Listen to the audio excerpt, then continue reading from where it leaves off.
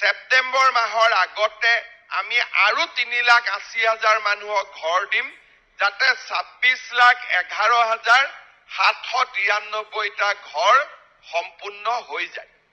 কিন্তু আৰু 10-12 লাখ মানুহে আমাৰ মতে ঘৰ পাব লাগে।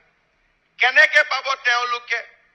এইবাৰ আমি নিয়ম কৰিছো কি যে আমাৰ বিভাগৰ কৰ্মচাৰীসকল গাঁৱলৈকে নাযায়। গাঁৱত কোন যাব?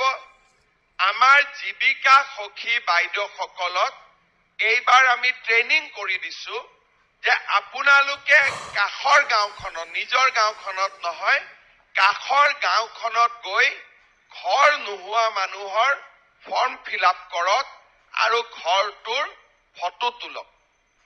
এই কামত জীৱিকা সখী বাইদেউসকলৰ লগতে গাঁৱৰ যদি কোনোবা আৰু লোকে কয় যে ময়ো সহায় কৰি দিম দুখীয়া মানুহখিনি দেখুৱাত, আমাৰ বিধায়কসকলেও যদি কয় যে মোৰো মানুহ এজন লগত দি দিম, কোনো আপত্তি নাই।